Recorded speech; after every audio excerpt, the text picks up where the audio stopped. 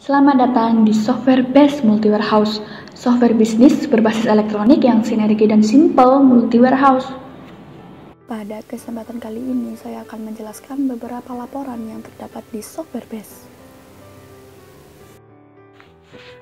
Laporan pembelian terdapat analisa pesanan pembelian dan analisa pembelian.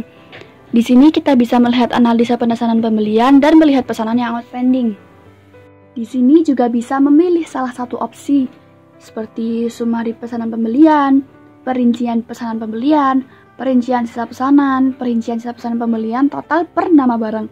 Di sini juga bisa menambahkan periode tanggal, misalnya dari 2000 atau 2020 seperti itu. Terdapat beberapa opsi filterisasi data juga, seperti nomor pesanan, frase nama supplier, kode barang, dan lain-lain. Di sini juga bisa cetak screen dan printer.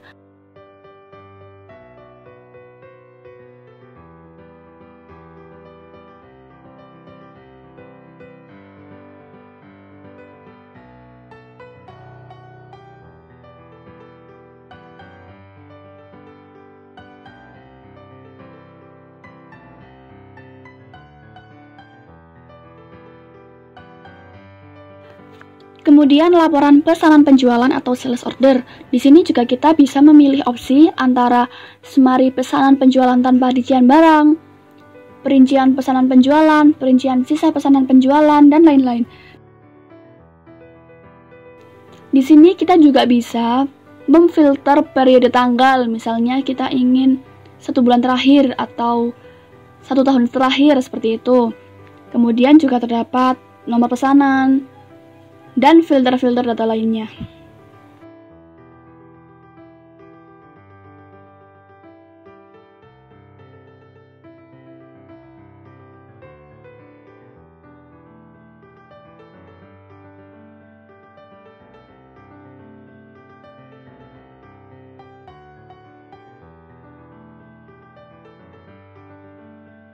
Kemudian untuk laporan saldo dan mutasi hutang dagang digunakan untuk laporan rincian mutasi, nota invoice transaksi, dan bisa juga export to Excel. Juga bisa memilih dari salah satu opsi yang kami sediakan, misalnya kartu hutang dagang, perincian mutasi hutang seperti itu. Di sini sama seperti yang lain, kita juga bisa memfilter periode tanggal dan filterisasi data yang lainnya.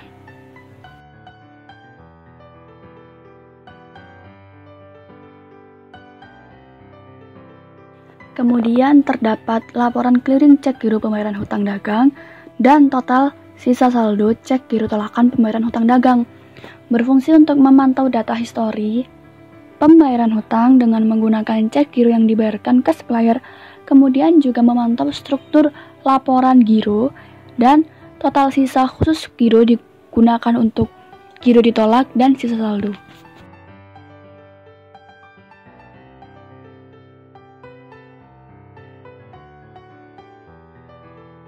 Dan ada laporan stok untuk menampilkan stok histori mutasi, total mutasi kartu stok, dan sisa saldo serta usia stok barang.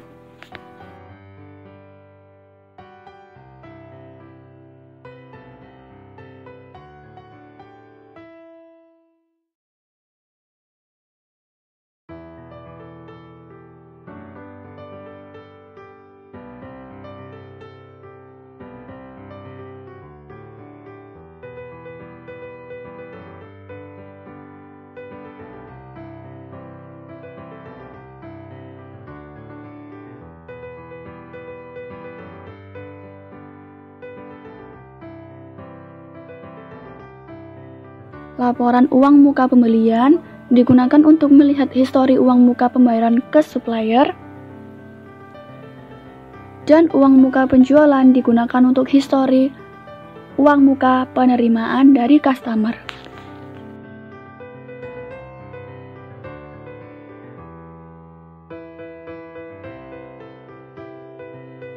Laporan sumari dan rincian ekspedisi digunakan untuk menampilkan histori biaya kirim via ekspedisi yang ditagihkan kepada kita selama proses pengiriman, baik pembelian dan penjualan.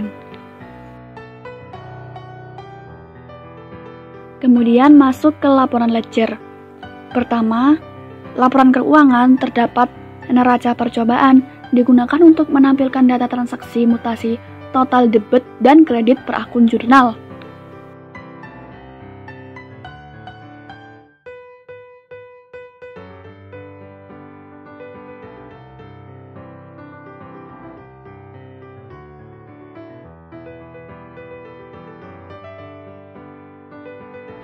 Laporan buku besar untuk menampilkan transaksi rincian mutasi debit dan kredit per akun jurnal.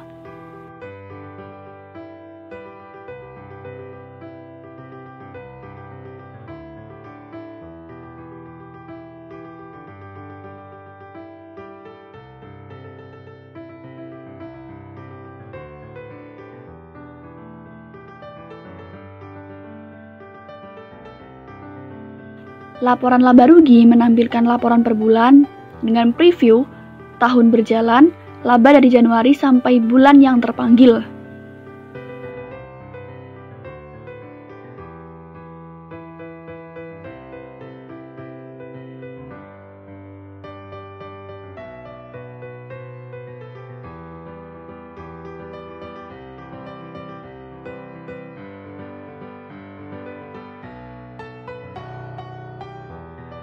Neraca di account digunakan untuk membalancekan data dan melihat apakah data kita sudah balance.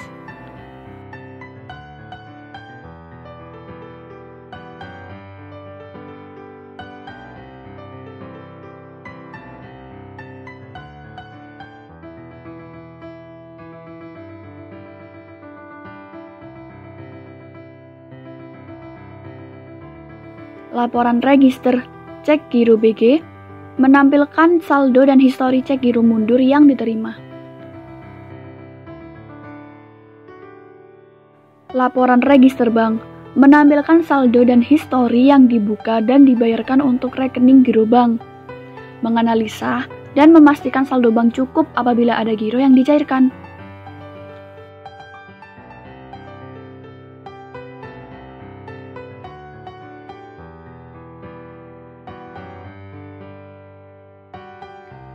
Laporan kas dan bank digunakan untuk melihat mutasi kas harian dan bank harian, laporan gabungan transaksi kas bank dengan periode tertentu.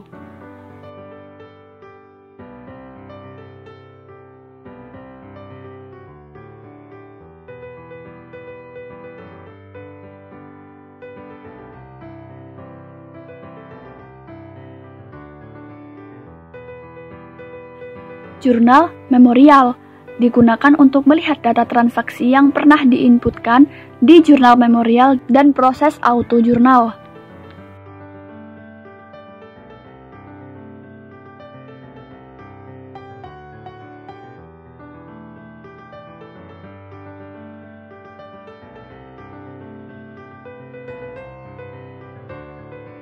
Laporan bond sementara digunakan untuk menampilkan histori transaksi kas bond yang dibuat dan filter status kas bond.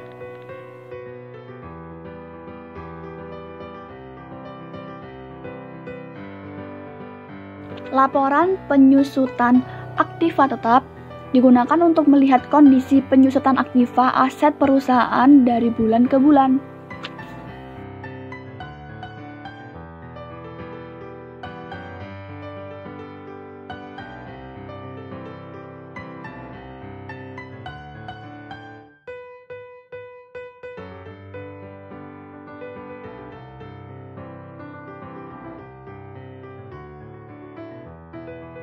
Kemudian terdapat laporan sisa saldo dan pembayaran piutang karyawan digunakan untuk melihat sisa saldo dan histori pembayaran piutang karyawan.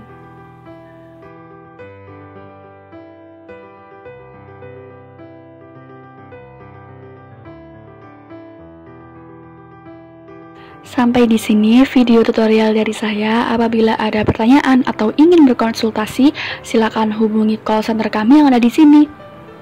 Atau bisa juga mengirim pertanyaan melalui email. Terima kasih atas perhatian Anda. Sampai jumpa dengan saya di video tutorial selanjutnya.